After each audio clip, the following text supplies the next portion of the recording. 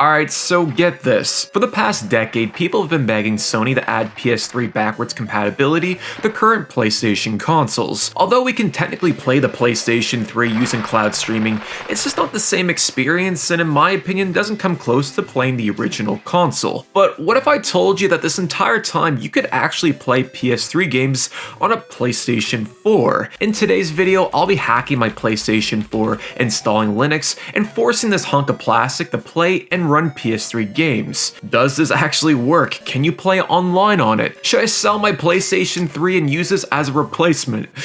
Well, let's go find out.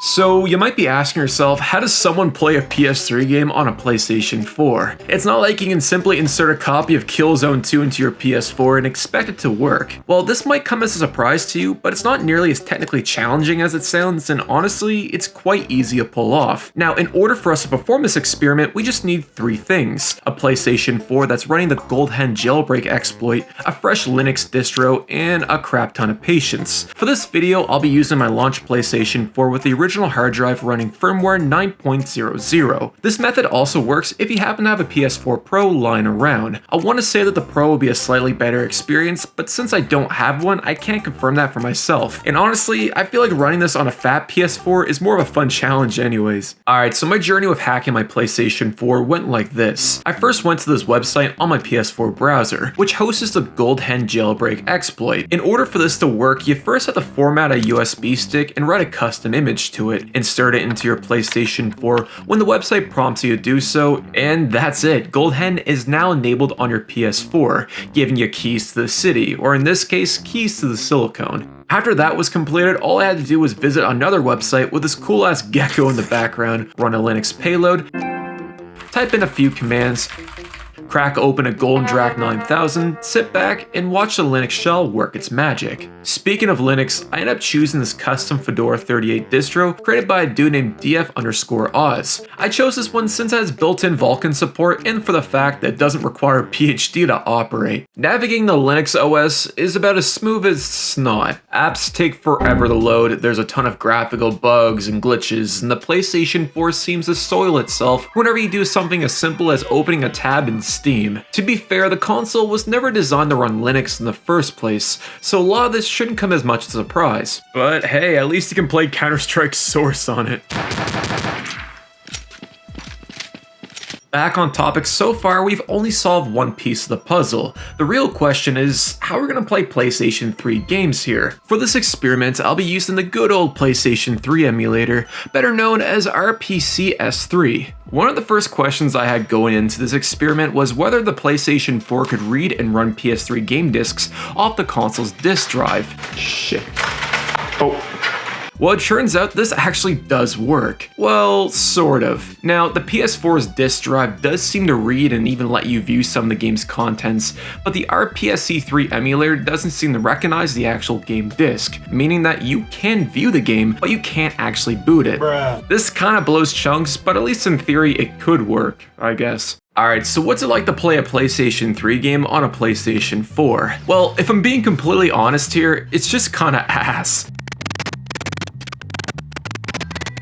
The biggest issue with this setup is just how unstable the whole experience is. Certain games would either crash while loading in the middle of a cutscene, or sometimes they'll just boot directly into a black screen, giving you no other option outside of having to physically restart the PlayStation 4 and spend another 10 minutes of your time booting into Linux. Even if you do manage to get a game up and running, the amount of stuttering and random freezes in the middle of combat renders the vast majority of PlayStation 3 games as unplayable. Despite all that malarkey, I was still determined to not only get these games up and running on a PlayStation 4, but I also wanted to see if I could manage to get them into somewhat of a playable state. I'll start this experiment off strong with one of the most graphically intensive games on the PlayStation 3, that of course being Killzone 2. Now, I'll be honest with you guys, I didn't expect this game to work. Killzone 2 is a hard game to emulate even on modern PCs, so I didn't have high hopes that this would run smoothly on a 12-year-old PlayStation 4. But initially, things actually kicked off strong. All the menus in the game seem to work, the 6-axis controls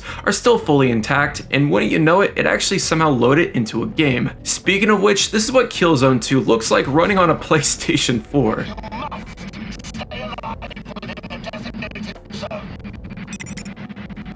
Originally, I was struggling to get Killzone 2 to render properly. I spent hours going back and forth trying to see if there was a way to get this game into somewhat of a playable state. After dicking around with a few settings in RPCS3, I managed to get the game from looking like, well, complete crap to this. Although this was pretty cool, I just wasn't satisfied with the results here. I thought to myself that there's gotta be a way to squeeze some extra juice out of the PS4. So I went back into the RPCS3 settings and changed this thing called the SPU block size from small to mega. According to Google, it controls the size of compiled units for the SPU, also known as a Synergized Processing Unit Analyzer, which in theory should help with the performance. Do I understand any of this? Absolutely not, but we're gonna make this change anyways. I also disabled the post-processing on the SPU, as well as using this handy community patch, turned off a few other settings, and gave it another go. With all of those changes applied, I gained about 2 additional frames per second.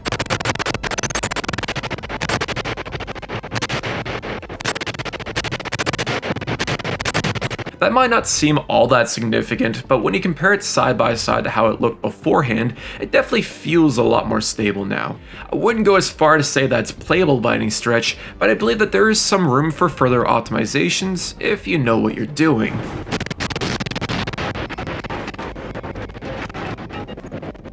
Regardless, this is really impressive stuff and honestly kind of mind-blowing that it runs in the first place. If you guys want to try this out for yourself, I'll leave the settings that I used for this video in the description down below. So if Killzone 2 could hypothetically work on a PlayStation 4, what about the original Infamous? I decided to give this one a shot since it's not a super demanding game to run, and in my opinion, it's a very underappreciated game nowadays too. So I have some good news and I have some bad news. The good news is that you can absolutely play Infamous on a PlayStation 4. The bad news is that it's just not a good experience.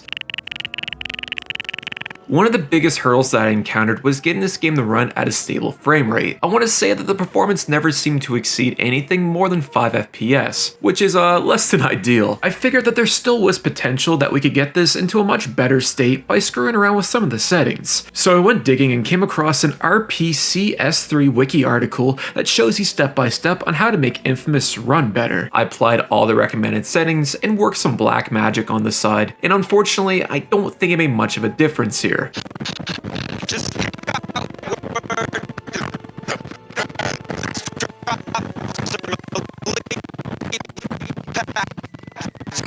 For comparison's sake, here's how Infamous ran before applying the changes.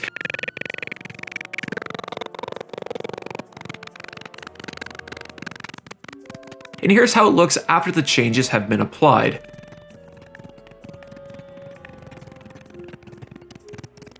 I'm honestly conflicted if it made much of a difference, as, at least in my eyes, it didn't seem like it did, but I'll let you guys be the judge in this one. But not for nothing, man, it's just so damn cool to be able to play Infamous. The graphics look great, all the special effects seem to work fine, the open world is stable enough to where it doesn't soft lock the game, and yeah, what else can I say? It's just mind-blowing that this game even runs in the first place.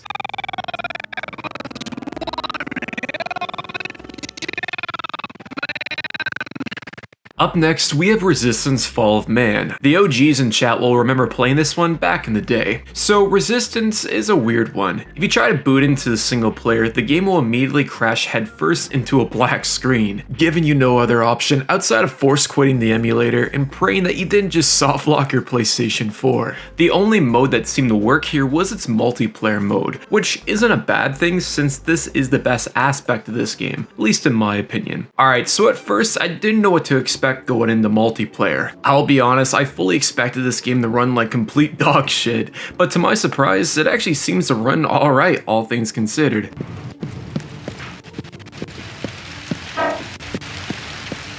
Now, I ain't no digital foundry, but it seems like the game was averaging between 10 to 15 FPS. Visually, I would say that it's on par, if not better than actual PlayStation 3 hardware too. For a game that was released in late 2006, this could have easily passed for a game released in 2010. I miss when games were like this. The only thing holding this back from being quote-unquote playable is this annoying bug where the game would come to a complete halt in the middle of combat.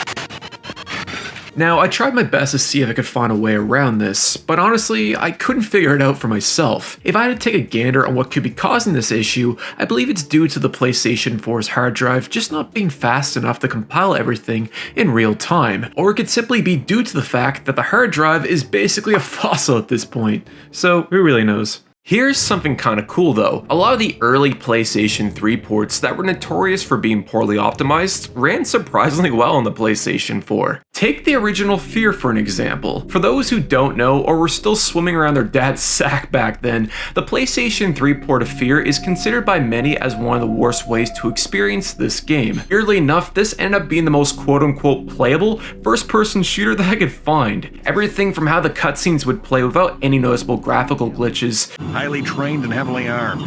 A battalion? What are we supposed to do against 1,000 super soldiers? the frame rate, although unstable, wasn't to the point where I deem it as impossible to play. And all things considered, it's impressive that Fear runs this good straight out of the box, as I didn't need to change any settings in RPCS3. It was literally just a plug and play experience. You gotta love it, man. The only real scuff thing about Fear 1 is how the audio sounds like it's being deep fried. But honestly, it's not really that big of a deal. I did some additional research online, and there is speculation that this game doesn't fully utilize the PlayStation 3 cell processor, which might explain as to why it's not nearly as demanding to emulate. Regardless, this is pretty cool, and it's a fun way to re-experience one of the best first-person shooters ever made, at least in my eyes. You want to know another first-person shooter that works? Rogue Warrior. Now, this game was a real pain in the dick to get up and running. Sometimes it would crash in the middle of a cutscene. A spec warrior. One who gives a fuck. That's me. While other times, something as simple as shooting a North Korean would cause it to instantly lock up.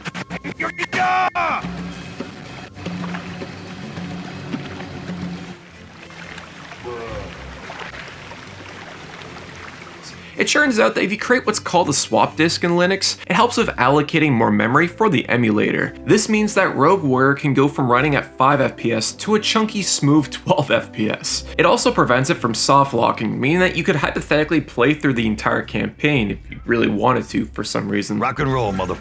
Rock and roll.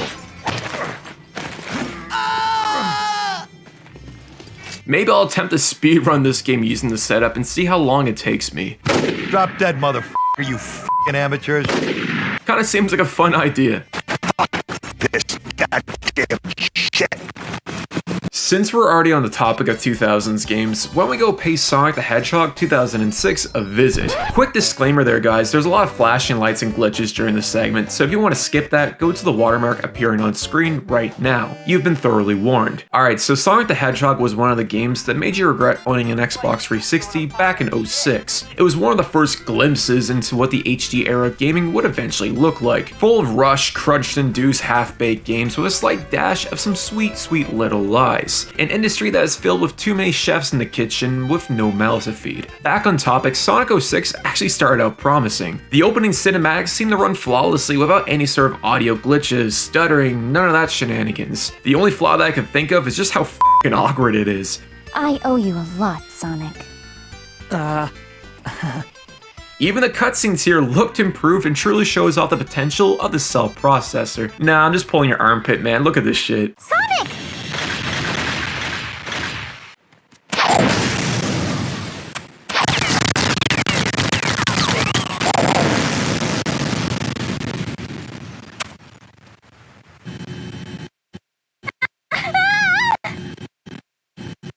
As you guys can see, it's just a glitchy mess. I could only tolerate about 10 minutes of this game until I start to feel sick. Now, I tried using a community patch in RPCS3 hoping that would make a difference, but even that didn't seem to work. If I could find a positive to say, at least the frame rate seemed to be somewhat playable outside of the random freezes from time to time.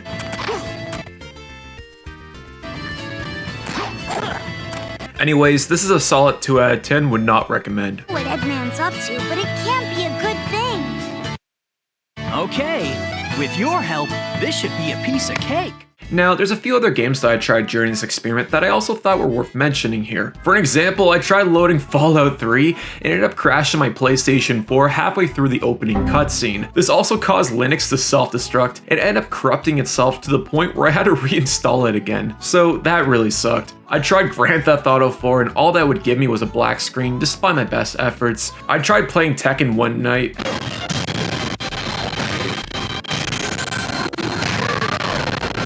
I wouldn't recommend it.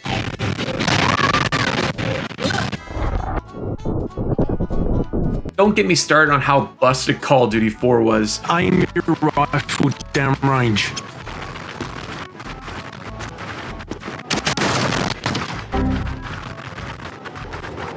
Speaking of Call of Duty, I came across this goofy bug in COD 3 where the audio in the in-game cutscene would get out of sync to what's happening on screen, making the cutscene 5 times more awkward. Come on, guys, this isn't funny!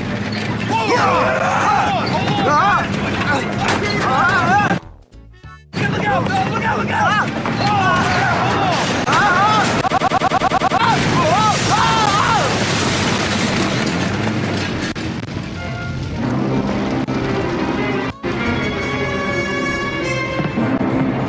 Have you ever asked yourself, what would Vin Diesel's Wheelman look like running on a PlayStation 4?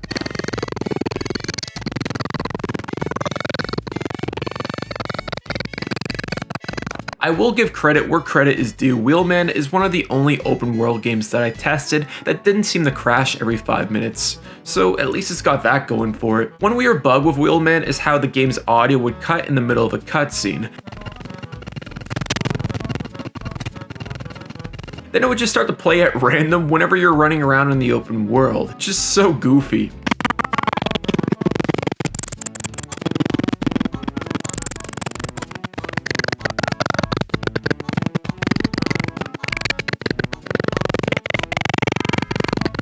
I tried running the original Last of Us for shits and giggles, and to no one's surprise, it didn't work. I also managed to get that forgotten CSGO PlayStation 3 port running on a PS4, and I guess you could say it works.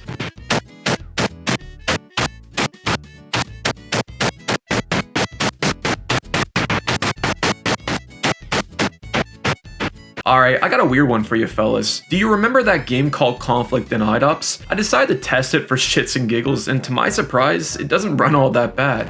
Battles have raged between the insurgent Ramirez regime and forces loyal to the democratic government of Venezuela. It was one of those games that works straight out of the box without having to change a single setting in RPCS3, which is always a nice touch. Now, calling it playable is a bit of a stretch, don't get me wrong.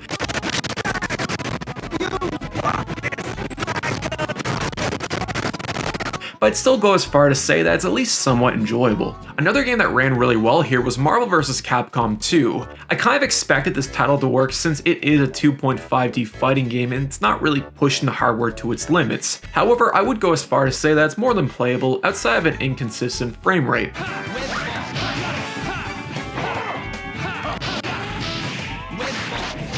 If I had to choose gun to my groin between this and Marvel vs. Capcom Fighting Collection Arcade Classics, say that 3 times fast, I'd probably stick to the latter in this case, if I'm being completely honest. And finally, I also had the chance to test 50 Cent Blood in the Sand, one of the most underappreciated third-person shooters during the 7th generation. Now, I was hoping that 50 wouldn't back down here, but unfortunately, this game is just out of control.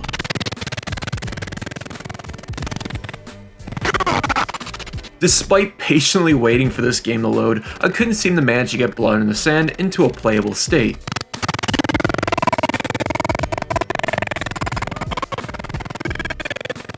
One funny detail that I noticed while playing 50 Cent Blood in the Sand is how the audio would cut out in the middle of a cutscene. What the fuck is my money? I need a few days. 10 million guaranteed. That's the deal. You have it. I just need more time.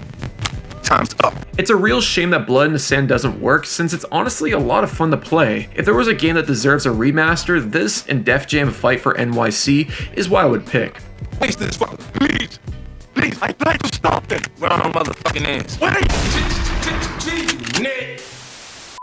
So another burning question I had going into this experiment was if you could play PS3 games online using this setup. If you don't already know, RPCS3 has this cool built-in feature called RPCN. This feature allows you to play online on certain PlayStation 3 games without the need of a PSN account. Fun fact, this also supports crossplay with PlayStation 3 consoles. So cool. Alright, in order to test this, I use both a PlayStation 4 and a PlayStation 3. The idea is I'll host a game on my PlayStation 4 and try to connect to that session using my PlayStation 3. Seems pretty simple, right? I decided to do this test using good old Call of Duty 3, one of the most criminally underrated games in the series. Call of Duty 3 also supports crossplay if you use the PlayStation Reborn DNS server. The DNS will be in the description of this video, big shout out to those guys. Anyways, I started by creating a lobby on my PlayStation 4 and attempted to connect to it on my PS3. And when you know it, this actually works. This might be the very first video on YouTube of a PlayStation 4 playing a PlayStation 3 game online with another PlayStation 3 console. You're witnessing history in the making, I guess.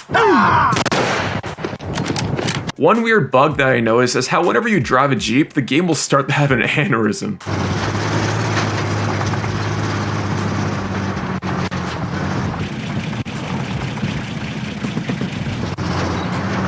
Although this test proves that you can play online, it's just not a good experience if you haven't already noticed. The biggest issue with this is just how the game will come to a complete standstill in the middle of a gunfight.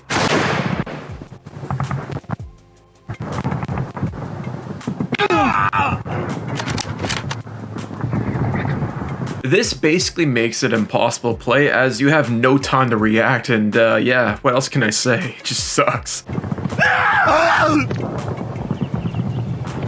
Another issue that I encountered is how this would only work if I was the host of the lobby. For an example, I tried joining a random session and by the time the game finished loading in, it would instantly kick me out of the match, meaning that the only way I could play online is if I was the host of that actual lobby, which kinda sucks. For shits and giggles, I tested History Channel Battle for the Pacific because, well, why not? And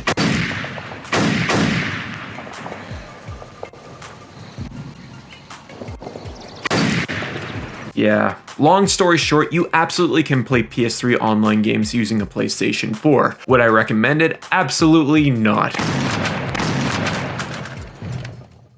So in conclusion, yes, you can play PlayStation 3 games on a PlayStation 4, but the amount of bumps and bruises along the way to make this even possible to begin with is just not worth it at the end of the day. I'll give credit where credit is due. The fact that virtually every single game that I tested here would work to some degree is really impressive.